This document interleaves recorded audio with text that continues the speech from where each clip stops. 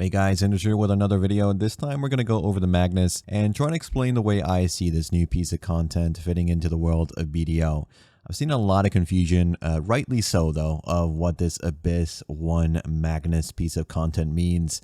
The most simplistic definition I've seen calls the Magnus just the developer's way to get teleportation implemented into the game, and that's not exactly wrong. As the world of BDO has grown, the distances we travel on our horses or our ships have grown as well. On land, the better the horse, the faster you can travel these distances.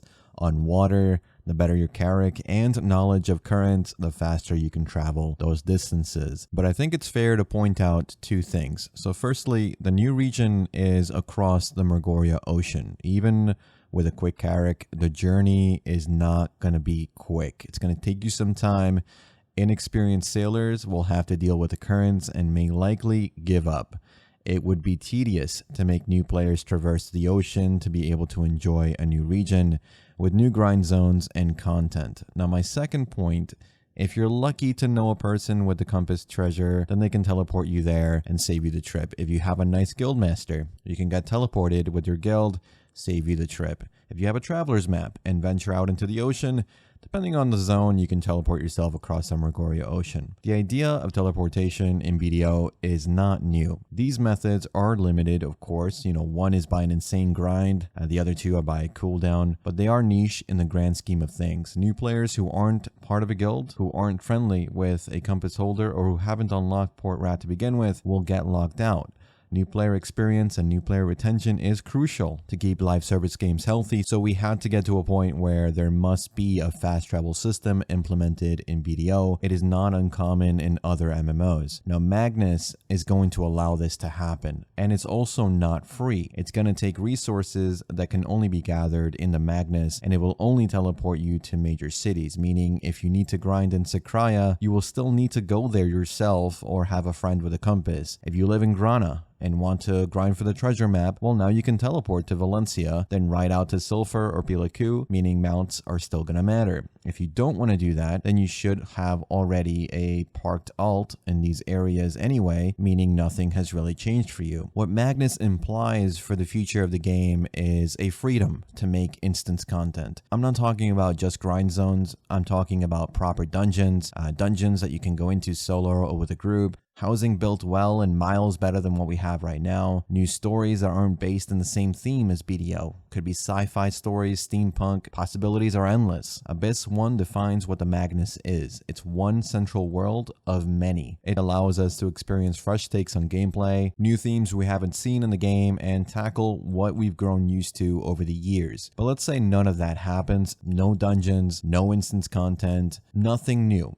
Just what does Magnus give us on release? Magnus is going to give you a free pen item, a new skill for every class, fast travel, and universal storage so you can access all your storage items from any storage keeper NPC. That alone is an insane change. If you're into lore, it also gives you a voice storyline, which they've been doing a pretty good job of lately. Now, I understand why some people were let down by the Magnus being the main content revealed at the Heidel ball. I personally was not happy either.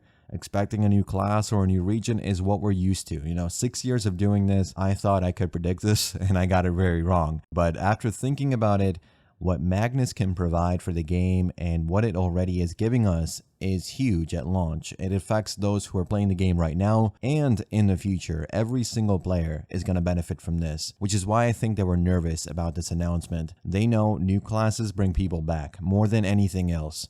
New regions are, I would say, the second most popular. Game-changing content that makes it look like we're somehow getting Aincrad from SAO, opening up a multiverse. It sounds confusing and kind of crazy. A new class would have been easy, but it's hard to look at the list of things from the Heidel ball and say it wasn't a strong event. Every type of player got something good. Now, don't misunderstand me. I think they kind of messed up in Heidel ball. They should have led with the new region, the Land of Morning Light, which is coming this winter, so not a year from now, 3 to 5 months away. They should have just shown that, show some mobs, some areas, talk about the design, Then show Ataraxion, the third dungeon. We were expecting that. That looks great. Then finally introduce the Magnus, tied into making it easier to reach this new region across the ocean. Then talk about something related to ocean content if you don't want to flesh out exactly what the Magnus is. People have had their characters for now years, and we still have no real use for them outside of some blips of relevance in sieges, node wars, and piracy from time to time. Absolutely, they should have mentioned some ocean content. Now, speaking of things that they should have mentioned, I'm going to do a little tangent here. I think console got kind of screwed. I don't know what's going on over there, but they really need to do their own late night talk thing and answer some questions, because right now, since the community managers over on console side got moved around, they're not there anymore. There hasn't been much communication to the console players, and us PC players, we think PA doesn't listen to our feedback very often. You should see what console players have to deal with. I don't think it's okay. Financially speaking, I can show you why console is not a priority, but they're still part of the BDO family, and according to Jay and PA, BDO is near and dear to their hearts, so console BDO should at least get shown some respect. Now, I digress. Heidel Ball was definitely different this year. Strange, I think, is the best way I can describe it. They were ambitious and honest about the state of some content, and everything we saw is coming within a month or two, which is great. Some things are even next week we're going to see in test server. The only content updates that are taking longer than that are the Crystal preset UI that they're designing and the new region with the Dead God gloves, which will release together when it comes later this winter. Now, of course, winter could mean,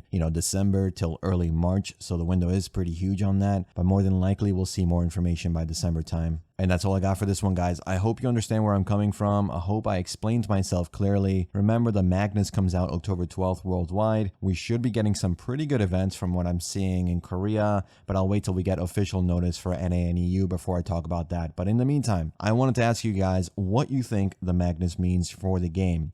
What do you think it will do to the value of mounts? Do you think it's going to divide the player base by making the Magnus sort of a hub, meaning less players out in the cities?